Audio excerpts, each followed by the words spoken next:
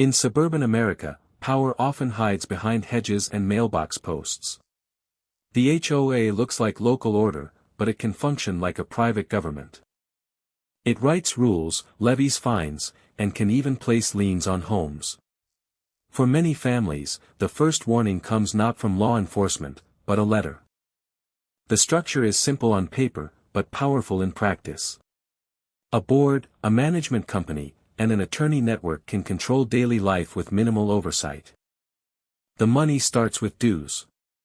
Then come special assessments, late fees, inspection charges, and legal billing, each adding another layer to the hidden ledger.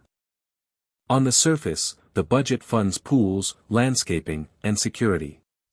But the real economics can be inflated contracts, weak bidding, and administrative markups. Most residents never attend board meetings. That vacuum creates a governance gap, where small groups make decisions that affect hundreds, sometimes thousands, of owners. Management companies often profit from complexity.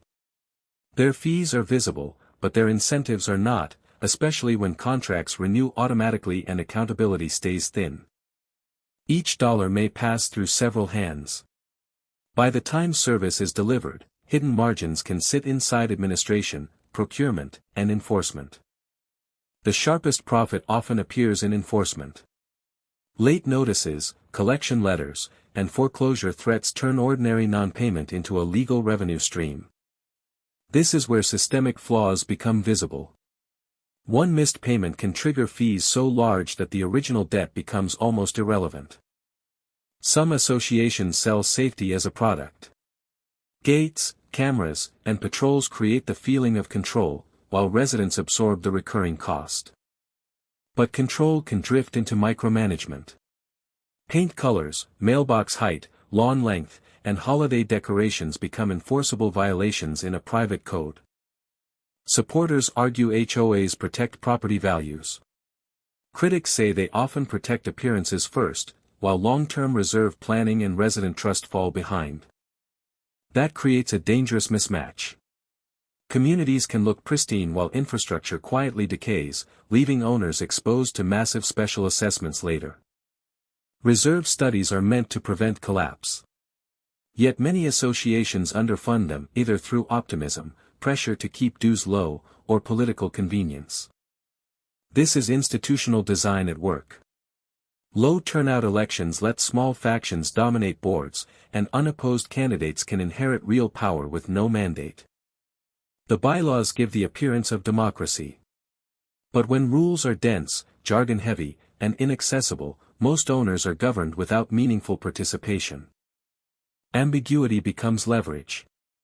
Vague language around aesthetics, nuisance, or exterior condition can be applied selectively, which invites disputes and accusations of bias. Now the financial pressure deepens. Insurance costs rise, climate risk grows, and associations pass those shocks to owners through dues or emergency assessments. When disasters hit, weak reserves become exposed. The community that looks stable on the outside can suddenly reveal a balance sheet built on delay. Then comes the enforcement culture. Minor rule infractions can be treated like serious offenses, turning everyday living into a constant compliance test. Towing contractors are another edge of the machine. A parking dispute can become a towing fee, and a towing fee can become a financial trap. Legal escalation is where margins widen. Once attorneys enter the process, hourly billing can dwarf the original problem, while residents pay the bill.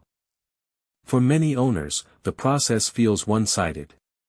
They are expected to navigate deadlines, evidence, and procedure against professionals who do this every day.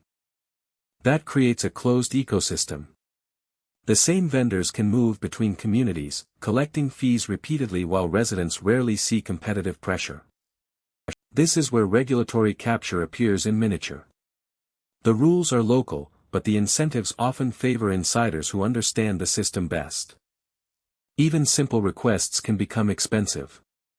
Architectural approvals, records requests, and hearings can all generate labor costs that feed the machine. The hidden economics depend on friction. More paperwork means more delay, and more delay means more fees, more frustration, and more leverage. New buyers often enter without fully understanding the system. The glossy sales pitch sells order and convenience, while the rulebook arrives later. That gap between marketing and reality is structural. Buyers are told what the neighborhood looks like, not how power really operates inside it. When liens attach to a property, the consequences can outlast the dispute. The association is not just enforcing rules, it is holding financial leverage. That leverage can distort resale, refinancing, and closing. What looks like a neighborhood matter can ripple into credit, mobility, and family finances. HOAs thrive because they are ordinary, and that is the danger. Their power is normalized, so the public rarely sees the larger pattern. Across the country, millions live under these private governments. The scale is enormous, but the oversight is fragmented, local, and often reactive. That is the central lesson: when institutional design rewards opacity, even a neighborhood can become an extractive financial system dressed as community. The HOA file is not just about laws and rules. It is about power, money, and accountability hidden in plain sight. Subscribe for more.